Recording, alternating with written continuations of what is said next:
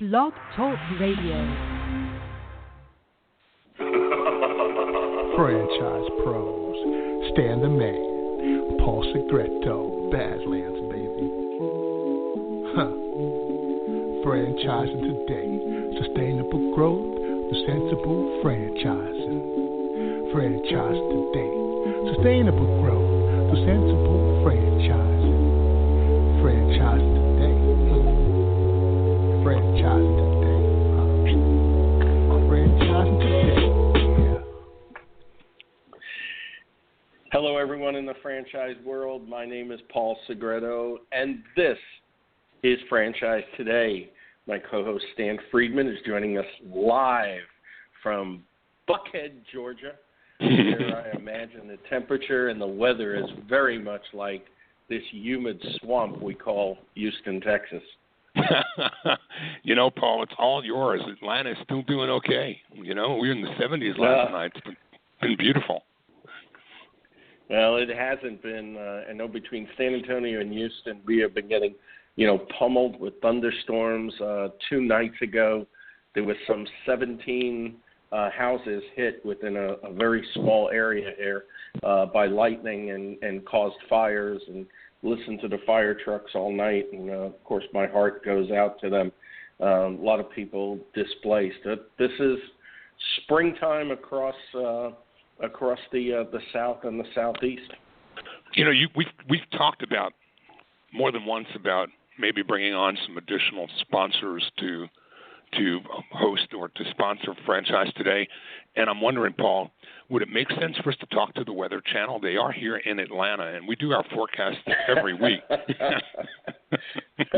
Whether you will or whether you won't buy a Franchise Today will be on the air. Yeah, that's some good stuff. And today we've got a great guest. I thought you were going to go down the road of sandwiches, because we've had some great sandwich kings on as of late. Of course, we've had the boys from Jersey Mike's on several times. We had Jimmy John on actually it's got to be about a month and a half ago already. And today we have Ashley Morris, the CEO of Capriotti's, which I'm anxious to talk about today. But before we do, Stan, give us a little bit of insight into the franchising front of the house. Well, Paul, a couple of things that caught my eye this week that I wanted to shout out. One is our good friend, Gordon Logan at Sports Clips. And for those who know Gordon, you're going to get the pun when I say hats off to you, Gordon, for your $25,000 donation from Sports Clips to something called the Gratitude Initiative. And what a timely piece of news this is as we come off of Memorial Day. I'm reading from a Dateline in Bryan, Texas, May 24th. Gratitude Initiatives is a nonprofit that provides essential education programs and college scholarships to the children of our active duty military, veterans, disabled vets, and those killed in defense of our country. And Sports Clips has stroked a check for $25,000 to help provide college prep tutoring programs to kids whose parents paid the ultimate sacrifice for our nation. And, of course, anyone who knows Gordon knows that Sports Clips is no stranger when it comes to supporting military organizations and their families. Prior to founding Sports Clips, Gordon served as an aircraft commander in the U.S. Air Force. So his donation to Gratitude Initiative holds special meaning to him personally. And Sports Clips, of course, is focused on providing haircuts with hearts, one of the many key ways that they meet the objective of ongoing support to the nation's military. Couldn't be more proud, especially at this time of year, to share that with our audience. And hats off again to our good friend, Gordon Logan. Another piece of news that caught my eye, Paul, was we've got a couple of good friends, you and I, and Steve Greenbaum and Brian Spindell, and it is now, of course, out in the public domain that, Steve and Brian have sold Postnet. The franchise system, which was co-founded by them in 1992, now has 660 franchise locations in 9 countries, has been sold to MBE Worldwide, which operates mailboxes, etc., and will be bringing the Postnet brand into the family, but will continue to operate it as separate entities. And the news in here that I really want to say congrats to is Brian Spindell. While Steve will remain an advisor to the organization, Brian, who's been in that second chair for all these 20-some-odd years, will now move into the big boy chair, and he'll become the chief operating officer. So hats off and congratulations to Brian Spindell and to Steve for building PostNet out to 600-plus locations in 9 countries since 1992. And, of course, this will mean a whole new chapter in life for Brian Spindell as he takes the helm and moves this new entity to the next benchmark in their future. So kudos to both those guys. I couldn't be happier for both of them. Absolutely. Good friends of both of ours. I just, curious, with all the different people in franchising that are making investments in some new brands, kind of like we're going to discuss with Ashley Morris today, as they've had some recent investors come into the fold that are some of our friends in franchising. I noticed that Steve had indicated that he's going to be looking for some investment opportunities and do some advisory work, and I'm looking forward to that, and saw some great pictures of Steve and his wife Sonia and Doc Cohen spending some time in the wine country, Napa Valley, this past week. So there's a surprising bit of news. Yeah, it's a surprising bit of news. I mean, all the great labels of wine, but you know that the conversation had to turn towards what he's going to be doing in the future, and with Doc involved with several brands and stuff. It's going to be an interesting time. I also wanted to give a shout out myself. I noticed in one of the magazines, and of course it's public knowledge right now, and we might have already mentioned it on the show, but Franchise Times really gave a nice shout out to Ron Feldman in his new position at Apple Pie Finance. It really is going to be great for that organization. Actually, it's Apple Pie Capital. And right. Ron is really looking to do some great things. And I love the quote he has. He said, we'll be able to do a $5,000 POS upgrade all the way up to a $20 million conventional loan. And that's the Ron that we know and love, because he's always looking at opportunities between $5,000 and $20 million. Talk about narrowing a gap, huh? No kidding. And, yeah. all of these capital investors that are looking to help fund with private equity. Next 2 weeks is the upcoming International Franchise Expo, where a great many of those emerging brands will be displaying for the first time and exhibiting for the first time, along with those that have been around for a little bit longer, at the Javits Center, June 15th through 17th in New York. While there will be many people walking the aisles looking at individual opportunities to invest in as first-time franchisees, I'll bet that the guys like Doc Cohen's and Steve Greenbaum's of the world will be walking those same aisles, looking at emerging brands that they may want to consider making an investment in as well. So there'll be a lot going on in that Javits Center, a multitude of different dimensions, don't you think, Paul? Good. Let's see.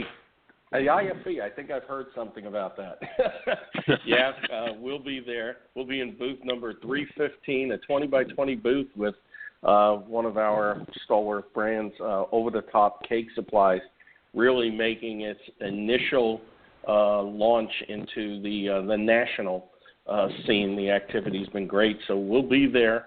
Me, Kevin Johnson, the CEO and founder of Over the Top Cake Supplies, a former guest on the show, previous guest on the show, as well as the entire Franchise Foundry team. So we're looking forward to seeing people there in New York, and certainly with Doc and Steve, I'm sure we'll be there as well. Any last things on front of the house? Just a reminder again that the Franchise Capital Exchange is coming up in August 22nd through 24th. Any franchisors that, as we're talking about private equity here, as any franchisors that are thinking about expanding their brands and growing it with the infusion of capital, might want to take a look at the Franchise Capital Exchange as an opportunity to get in front of some of those investors and learn how to best package and present your pitch to private equity portfolio companies. You can learn more about it at franchisecapitalexchange.com. And by tuning in, Paul, I believe it's the second week in July that we've got Marianne O'Connell coming on to join us and talk more specifically about the Capital Exchange. So just a couple of looks ahead to what's upcoming in the future. And with that, I'll leave it with you for now to talk about what's upcoming in the next few minutes. Sounds great. And today's show is aptly titled Living Up to the Brand Promise for Over 40 Years. And our guest, Ashley Morris, the CEO of Capriotti, has been quoted as saying, "Having been on both sides, I know how important it is to have a franchisor that is committed to the success of its lifeblood, the franchisees. At Capriotti, we understand that our success is entirely dependent on your success," and that, of course, was Ashley's quote as it relates to franchisees and franchise candidates. Ashley, welcome to Franchise Today. Thank you. Happy to be here. Well, we are excited to have you here today. I just love the entire story of how you and your partner got involved in Capriotti. So what I'd like to do first is take us way back. I mean, you're of the ripe age of 37 now? Is that correct? Yeah, that's right. Yeah. Stan, you remember those days, right?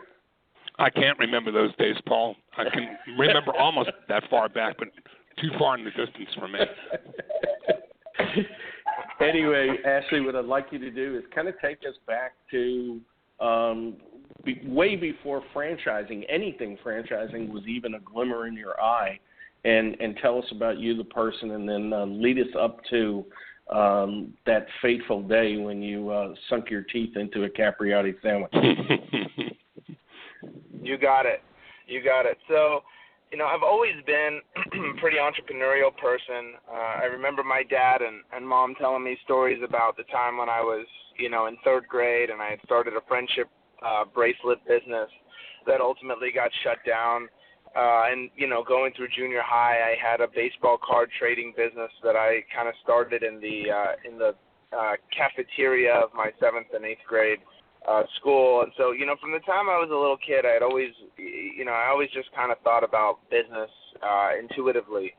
And when I was about 13 years old, my grandfather kind of took me aside and he said, "Look, you've got to get into selling something if you're really gonna get ahead in life." And so he convinced me that pharmaceutical sales or stocks and bonds were the way to go. And as I became a young man at 17, 18 years old, I started to research the pharmaceutical side and quickly realized I couldn't pronounce any of those names of any of those drugs I'd be selling.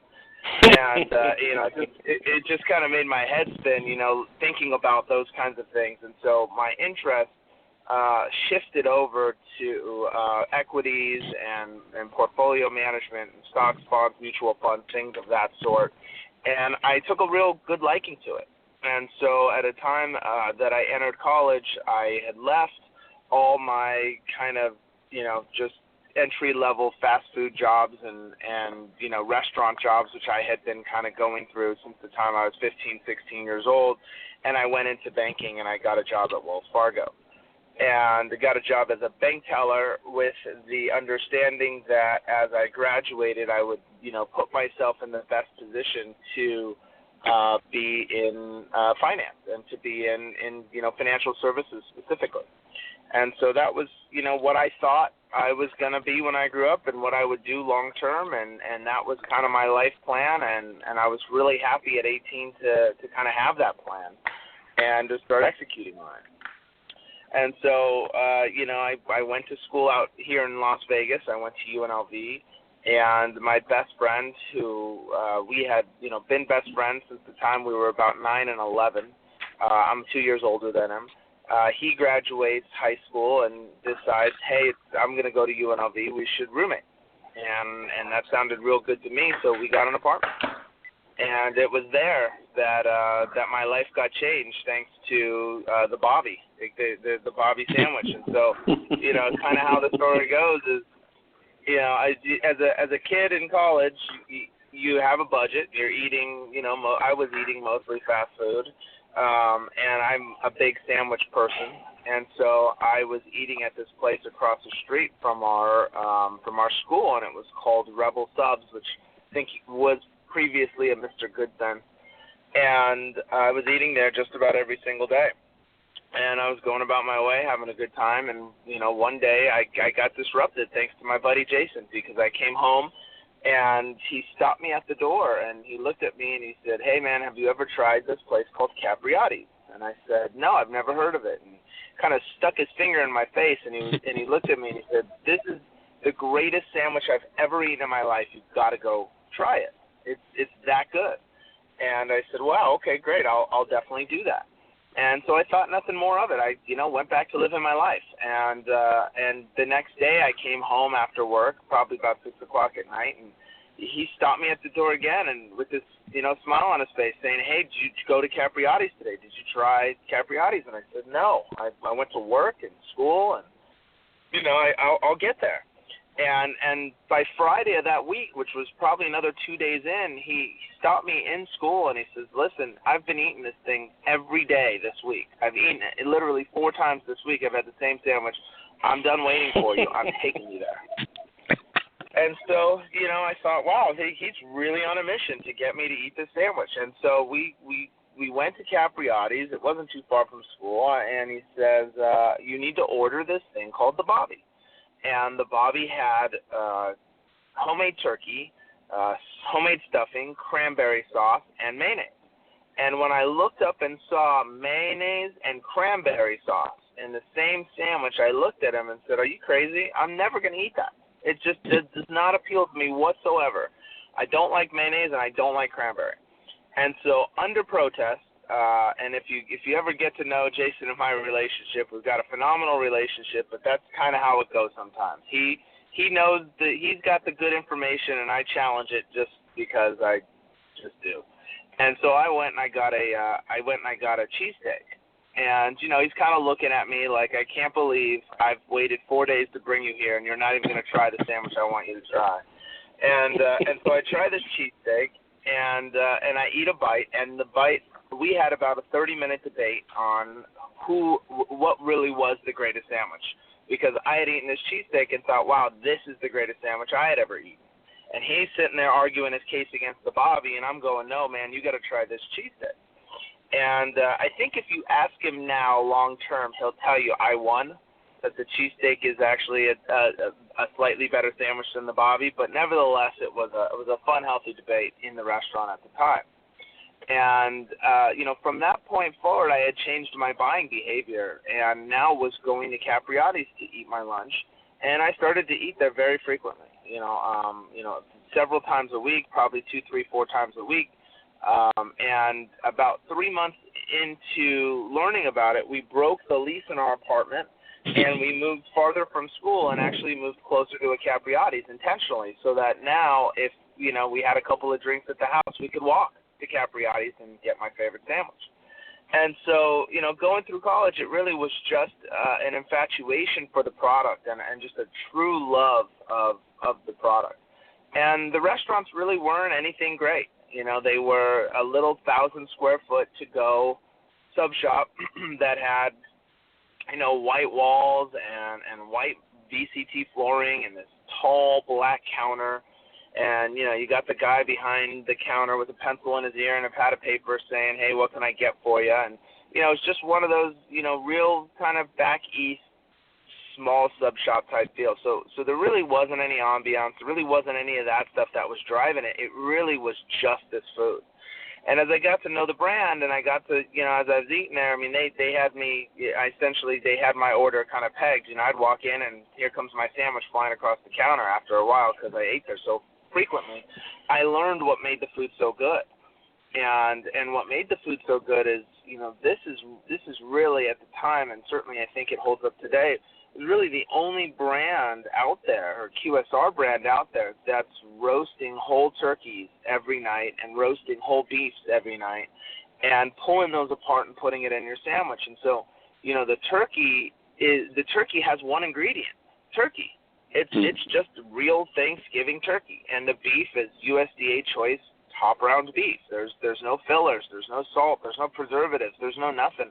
It's just real food, and that's really what I think made it taste so good. And so again, going through college, that's all it was. It was just a love, and it was just a passion, and I was just a raving fan. And sure enough, when I graduated, I got my job at Wells Fargo and wound up becoming a portfolio manager. And within 2 years of doing that, I was running a very large portfolio, probably around $100 million in the large cap value portfolio.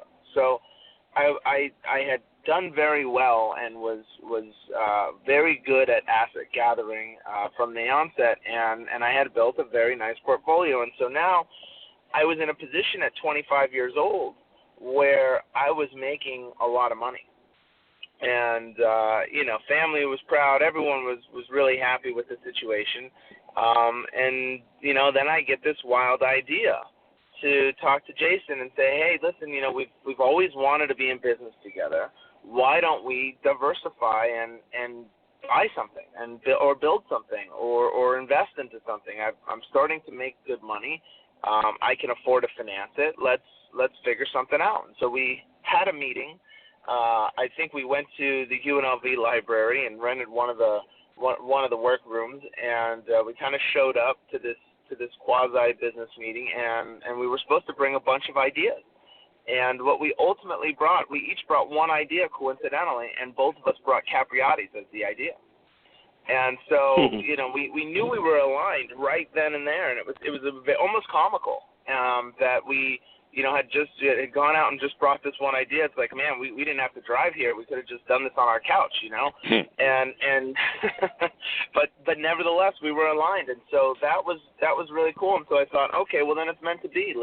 We love the brand, we love the food. I'd be proud to sell it and wear a shirt that said Capriotti's. Let's build one. Let's become a franchisee. And so we started down that path, and what we found was the path was considerably harder than we had initially thought. And, after about 6 months of looking, we finally were able to get through the process, convince the owners that there was more room left in Las Vegas to build Capriotti stores, and we secured a location and a franchise.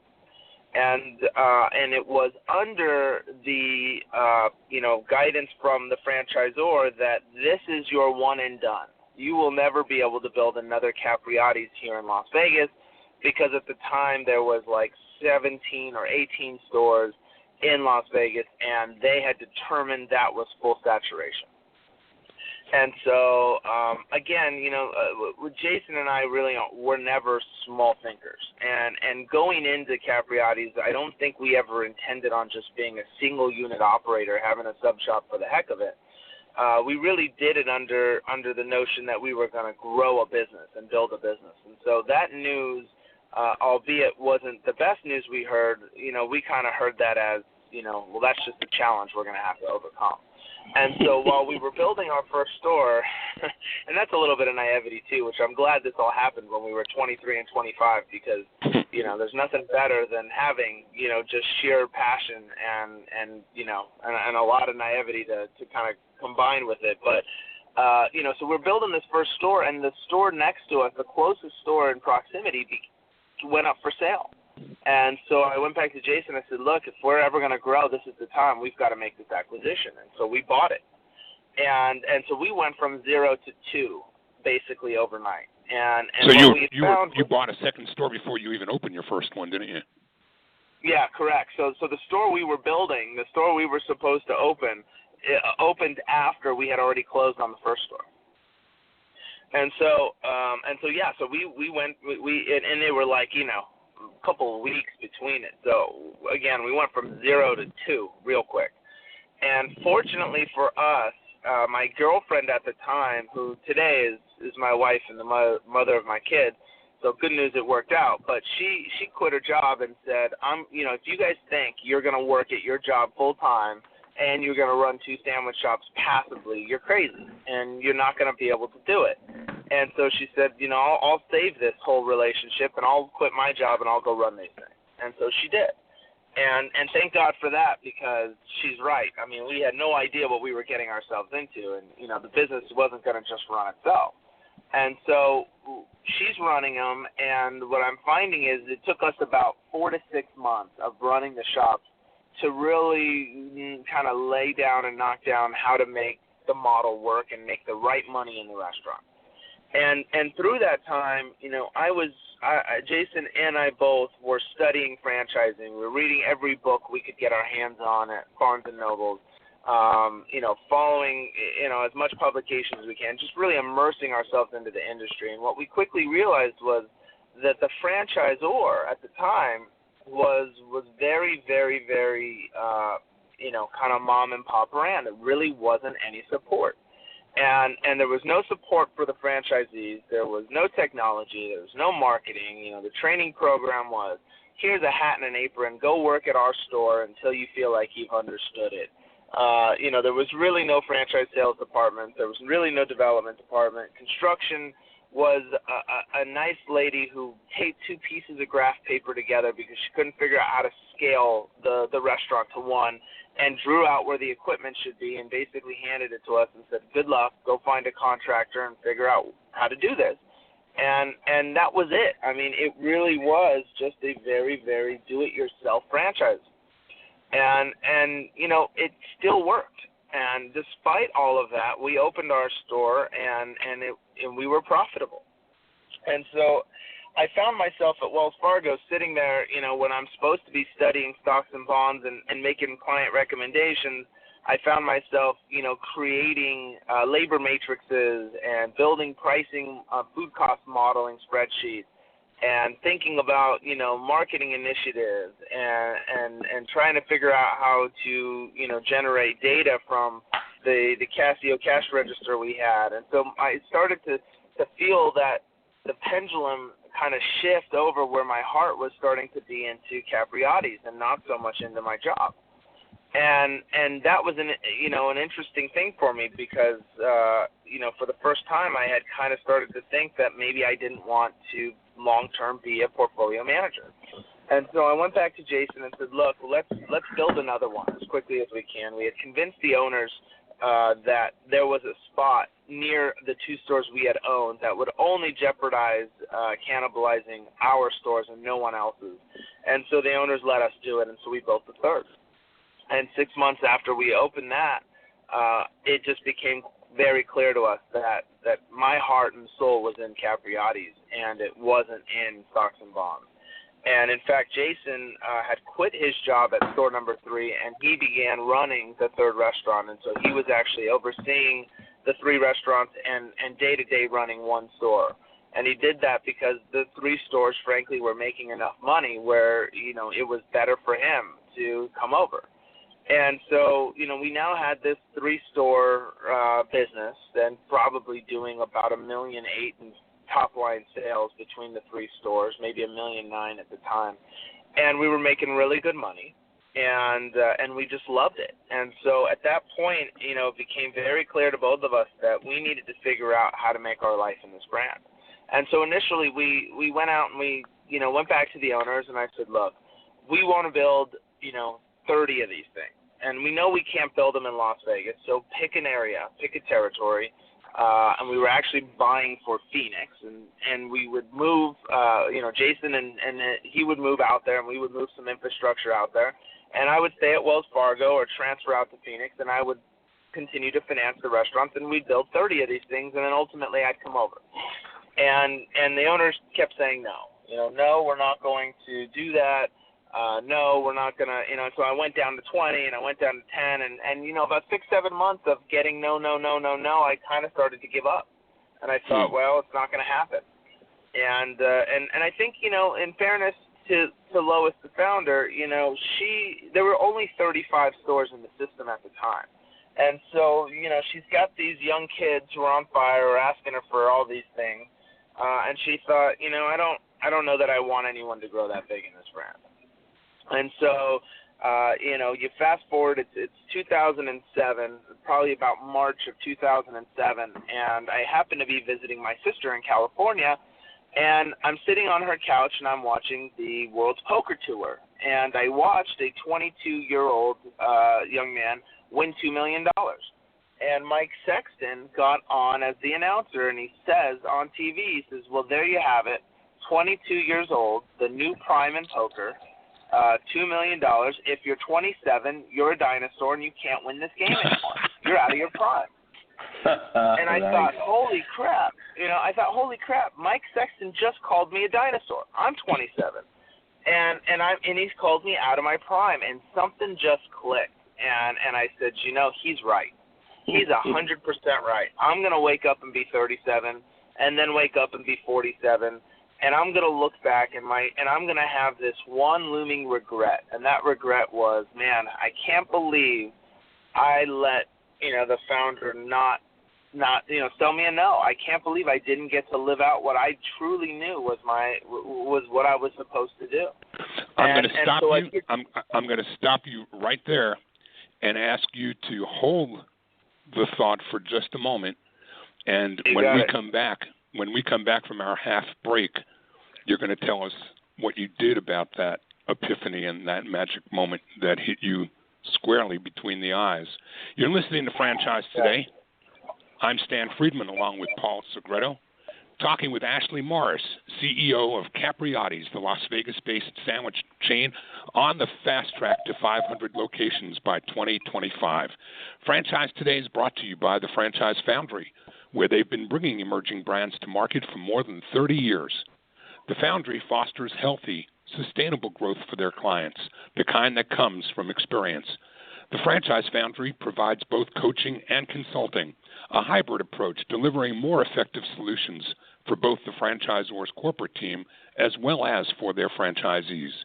The Foundry team is rich in practical, hands-on experience and expertise with general business management, operational and change management, digital marketing, and, of course, franchise recruitment and development. Plus, the Foundry team can also assist you with creating roadmaps for potential mergers and acquisitions and provide you with the guidance needed to navigate them. Learn more about Paul Segreto and the Franchise Foundry, along with their expanding list of clients, at www.franchisefoundry.com. Franchise Today also brought to you by FRM Solutions, offering best-in-class CRM and document management software designed specifically for franchising. FRM empowers real-time business intelligence, communication, and collaboration between all members of the franchisor's team and prospective as well as existing franchisees. This enables you to simply and seamlessly track, access, and manage all messages to and from prospective and existing franchisees, including text messages.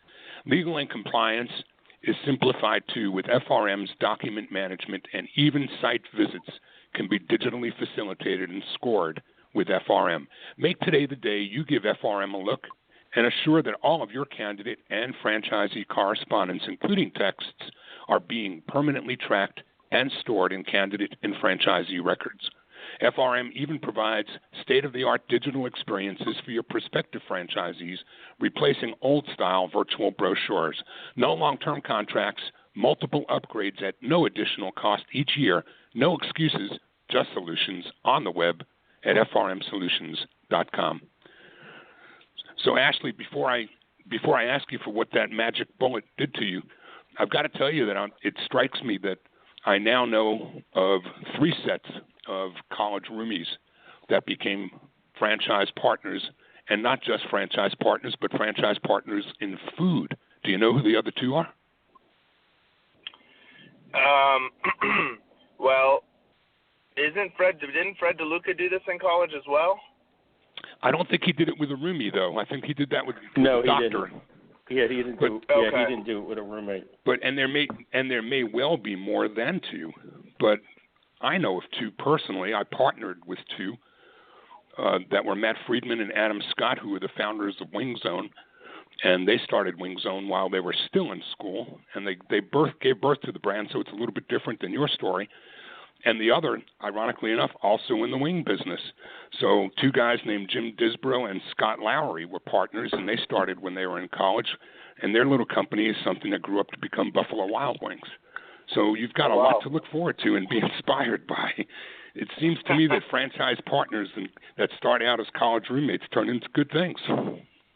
Wonderful. That's good news for me. I appreciate that. I'll take it. Tell us what happened when what happened when you started feeling old.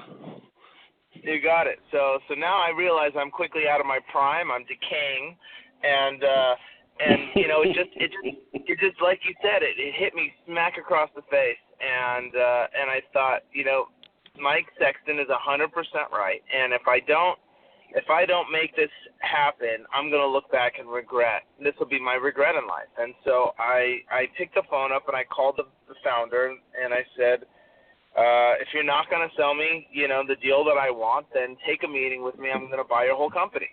And she kind of laughed, because again, I'm 27 years old at the time and Jason's 25, and, it was kind of like, ha ha, hee hee, ha ha, you can't do that. And it's not for sale. And, then the persistence kicked in. I sat down with her, and by the end of that meeting, we had come to terms on price, and a month later, I had put the company into escrow. And not knowing at all how I was going to get any of the capital, I went on the road and just put an investment group together and basically called every single human being I had on my phone and had met, and even a couple of clients at Wells Fargo. And we were able to put the deal together and close on it at the end of 2007. And so, we kind of turned the corner on 2008, and we became the owner. And there we were, franchisor. So that's kind of how it went to get to that road. And of course, you kind of know what happens in 2008. So it was a great timing on our part to buy a restaurant company. Well, before we get to that point, I want to mention a couple of things. I mean, Tom Kaiser wrote a great article about you and Capriotti's and Franchise Times, and we're looking forward to having Tom on the air, hopefully sometime in July. We're trying to figure out some scheduling. You have a great article in Franchising World, and I bring this up because of, millennials and the generation gap, and, of course, we've had a lot of great guests that have been on the show from the Next Gen program, all the way up to Jennifer Cushell, who was the brainchild behind that program. And we're just seeing this big vibrancy of energy that comes from individuals like yourself being able to take on these tasks. And I think you might be the first one that I know of. And I was trying to rack my brain as Stan was asking about, college roommates partnering up. I don't know of any that have bought at such a young age an established brand as you guys have. So I think you might take the cake, so to speak, on that. But before I go to my next question, I want to put something out here that and it shows about the millennials, because I've been posting while you were talking on Instagram the Bobby sandwich, and that we're talking about it here on Franchise Today. And, of course, we know Instagram is rife with millennials. And we're getting, one like after another coming down the pike, and we're also seeing that now as well as Twitter. So hopefully Franchise Today will help move the needle, even a percentage point today, across the board for Capriotti's. I think would be great. So looking at this, and I do want to shout out to your partner, Jason. Jason, if you're listening, our call-in number is 929-477-1316. I'm going to look for you on my dashboard. If you call in, I'm going to give you a line, because we want to bring you into this conversation as well. Not to take away any of the thunder from Ashley, but knowing the story now, I wish we had brought you on the air as well. So anyway, 929-477-1316. I'm going to look for your phone number here in the next 20 minutes or so. So I would like to ask you a question now, Ashley. You get to the point, you buy the brand. What do you do next? I mean, you're sitting here. You got a brand that's franchised. You got a brand with, multiple locations. You got franchisees. You got to get to know. You still probably have some ideas on how to take the brand to a new level from a consumer standpoint. What were the next steps after you signed on the dotted line? Sure. So we did a couple of things. So the first thing that happened is, again, we bought a company that really had almost no infrastructure. And so there wasn't even a corporate office in Las Vegas. And there were only 3 employees of the brand that we had, that when we bought that stayed, because the rest of them were part of the ownership group and they had quickly left. And so the first thing we did, again, we closed January 1st. We had all these ideas. I had written, this kind of 18-month operational plan and kind of laid out a plan of attack on what we were going to do. And the first thing we did was we joined the IFA. And joining the IFA, the brand had never been part of the IFA before. And so we joined the IFA, and the first week of February, we flew to Orlando to go to the conference. And we thought this conference, we really didn't know exactly what we were going to see, but we had hoped that it was going to kind of jumpstart our network and jumpstart our knowledge of, what's available out there from industry and as well as, vendors and things that could help us. And so within a month of owning the company, we go to Orlando, we spend a week in Orlando, and we immerse ourselves into the IFA. And when we get back from that conference, what we quickly realized was, number one, again, we were significantly undercapitalized, and the $500,000 extra in operating capital we had raised was not nearly enough. And number two, I took my 18-month operational plan, ripped it up, and threw it in the trash and started over. And so we quickly went back out on the money-raising trail, and we raised a couple extra $1 million, because what we had decided over that trip was that we were going to first, before trying to grow the company, we needed to build an awesome infrastructure. We needed to get all of our ducks in a row. We really needed to build an infrastructure that was capable of supporting, 200 restaurants, and then build the restaurants on top. And what we never wanted to do was get to a point where we were behind the growth in terms of our infrastructure, because we had thought that would probably be a recipe for disaster long term, and it would prohibit us from getting to 500, which was always our vision. And so we raised some additional capital, and then we started to build the infrastructure. And we did so under the premise that exactly the quote you kind of gave is that, we established our vision, we established our mission, we established our values, and we established what we call the Capriotti's definition. And essentially, the gist of all of it was our success will be entirely dependent upon our franchisee success. And so we went out to build this infrastructure capable of supporting a multi-unit operator system, that we were very heavy on support, and that we would be there to make sure that our franchisees had the highest likelihood of success. And so we started the first 5 years, we started to focus purely on that and really didn't intentionally focus on development. And so just building the systems and putting the technology in place and everything you would expect, all facets of the franchise business we started to build. And we did it with great people. We knew having great people was going to be the crux of success. And so we went out and hired people who were industry veterans. We were looking for people with 10, 15, 20 years of franchise experience in their disciplines. And so, hiring people in operations, people in marketing, people in technology, people in construction, people in real estate. I mean, we really just, we went through and built in supply chain, and we just went through and we started to create a fully supporting, functioning support center for the 40 franchises that we had. With guys like Bruce Evans and David Bloom stoking the coals and stepping on the gas, that infrastructure and investment in human resources was essential, wasn't it? Because these guys can get you to that number, but then getting them open and supporting them is the real magic, isn't that right? Yeah, absolutely, absolutely. And those were later additions to the team. Again, after the 5 years, thanks to the Great Recession, it kind of helped as well because there weren't people lining up trying to open these things at that time. But we really focused on development last. And so after we got all the rest of the pieces, we went back out and we raised a bunch more capital with some of your friends, and David Barr and Shelley's son, JD's son. We found them, and that was a wonderful blessing for us. And that capital was really brought in to now focus on development.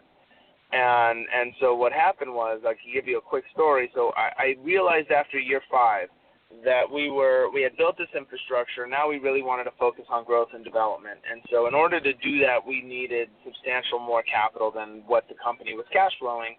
And so I went back out and I went through the private equity world, and I wound up getting very, very far with like 3 or 4 different private equity groups. So I ran a process to raise capital, and when I got to the finish line, what I had kind of found was while on the surface the private equity guys felt good, it didn't ever seem to me, my experience, that our values were truly aligned, and that really what I wanted to have happen with the brand was slightly different, I think, than what they wanted.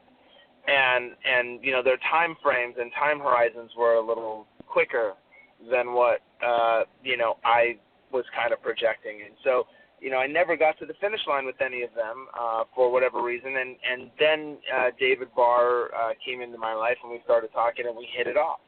And that's really what I was looking for, was a strategic partner and somebody who shared my values and saw my vision and agreed with my vision and could be there as a mentor and could be there as advisors and could sit on a board and could really help, add a lot of value to the executive team that we had. And so when we found that, it just made total sense for us to partner up. And so we did. And so that tranche of capital set us up to go out and hire the David Bloom and invest in the development and really, like you say, put the pedal to the metal with respect to franchise development and store growth. And that's kind of where we are. We're 18 months into that now, and that's where we are. So with the time that's left to us, let's focus the spotlight on the franchise opportunity in your business. And after being a victim of so many no's from Azor that didn't want to give you what you were looking for, what are potential franchisees asking for from you, and how does your business model today accommodate those requests and those desires? Sure. So the one thing that I think is a big advantage with Capriotti's is that, even when we bought it, it started in Delaware. So it had a presence in the Mid-Atlantic, and then it came all the way across the country to the West Coast and built a presence on the West Coast. And so from a distribution standpoint, the founder had figured out the hard part, which was how to get products across the country that are consistent. And because of that, our supply chain is really open to the majority of the 48 states, the contiguous 48 states. We really can get our product at the right price delivered to almost every state. And so that's a huge advantage, I think, with terms of growth. And so what we were able to do is we were kind of able to open up the country versus grow concentrically because it had already been proven on both sides of the country. And so, what we're looking for primarily is we're looking for people who have demonstrated some success in their past, whether being in the restaurant space or being in the franchising space, which is always a plus, or just being in the business that they were in. Whatever it was, we're looking for successful people. Secondly, we're looking for passionate people who, 100% of our franchisees started as raving fans of the food. And so, again, you've got to love the product that you're selling. The opportunity is secondary to the product, in my opinion. So if you came in and kind of said, hey, I heard about this place and, I just want to make money and I'll just run anything, you're probably the wrong candidate for Capriotti's. But if you come in and you say, hey, I love this product, I'm passionate about this product, and I'm going to be a great operator, then we've got something to talk about. So for us, passion is very important, and love of that product is important because that's what's put us on the map, and that's what will keep us on the map, is the commitment to the quality of the product. And obviously, last but not least, you need to have the financial wherewithal to do the deal. But we do have single unit development as well as multi-unit. So you can come in and build one restaurant, or you can buy a package of up to 10 restaurants. It really just depends on your capabilities, your appetite, and the geographic area in which you intend to operate and build. So, Ashley, before we run out of time, and this has been great, you've shared some fantastic information. I've noticed some people from Capriotti's chiming in online. David Bloom just commented on Stan's page, great interview. So we're going to help get the word out there about Capriotti's. But we need one here down in Houston, Texas. Stan needs one in Buckhead. So for the people out there that are interested in opening in those areas as well as other areas, how could they best find you? And what are the upcoming events where Capriotti's will be represented? Sure. So obviously the best and quickest way is to visit our website. We have a franchising piece on the website that discusses all the small details, and it begins the process or the journey to becoming a franchisee. So that would be the first place I would go. Alternatively, you can Google Capriotti's and get some great data there and read some articles. And we do exhibit. I think the next exhibit that we will be at, I believe, maybe Restaurant Finance. But typically we do the shows in Las Vegas because we're headquartered in Las Vegas, and we really only do shows that we can bring the food to. So where we can showcase the food, that's for us. Again, that's the franchise. So that's what we always try to do. So if you're in Vegas, that's a great place to start. If not, we operate in 15 states. So if you're in one of the states where we do have stores, feel free to go visit one and eat the food. And if you fall in love with the product as we fell in love with the product, reach out to us online and go through the process. Well, we thank you for being our guest today, Ashley. It was really great. We'd like to get Jason on here in the future. Obviously, he wasn't listening or was busy doing something else, and he did not call in, which is fine. We didn't have him prepared to do so. We're just trying to take advantage of an opportunity. But great and continued great luck, and I think you guys got it down pat.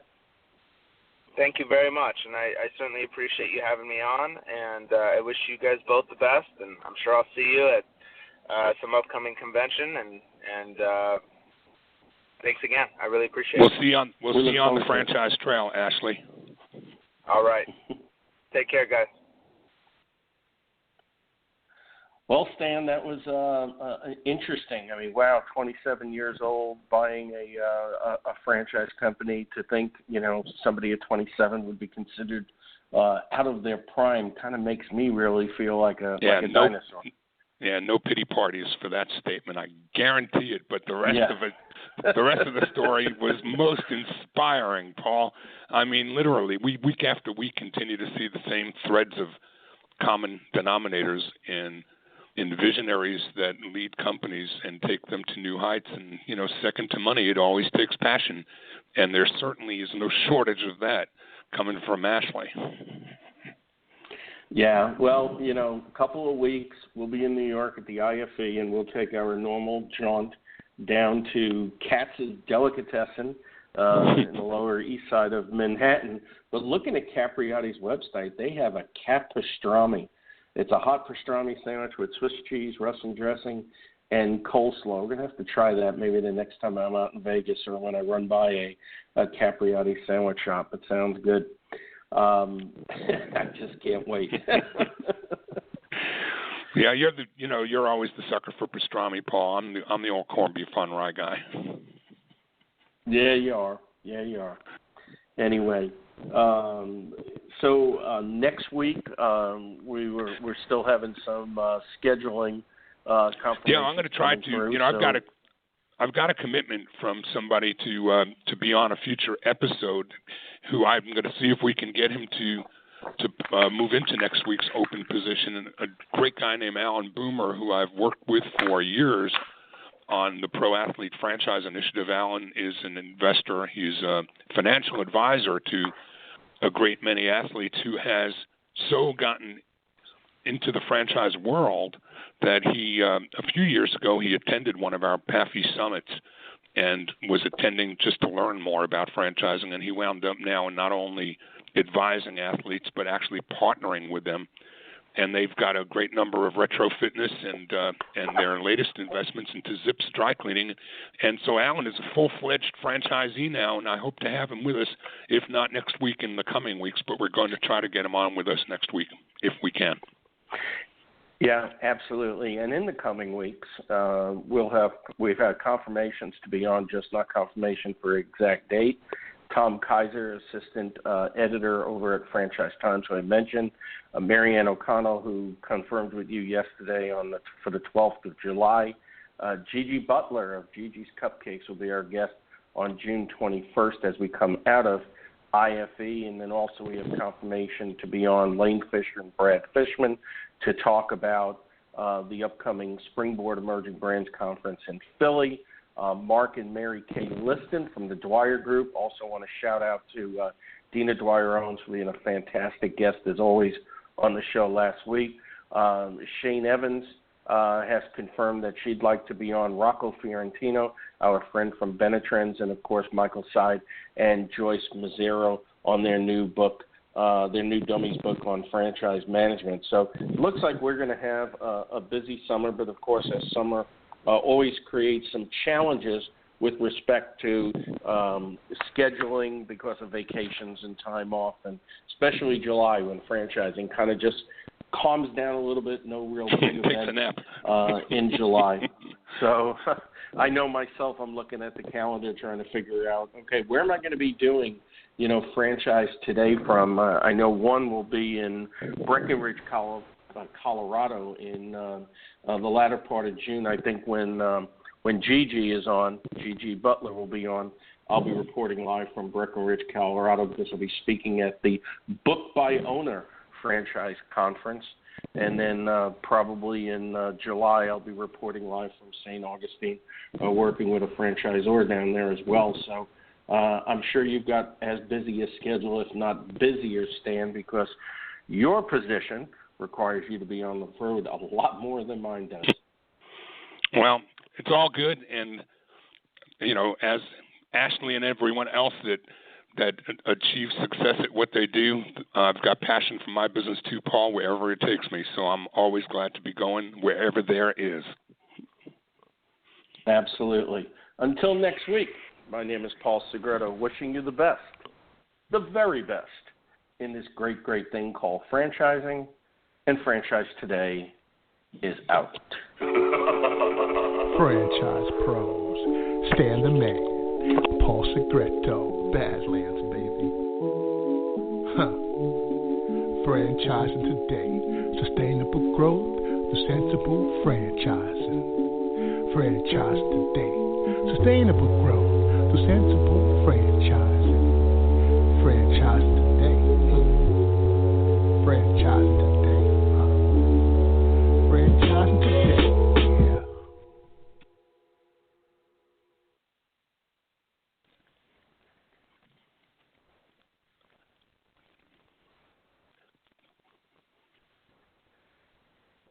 When you're part of a military family, you understand sacrifice and support. At American Public University, we honor your dedication by extending our military tuition savings to your extended family.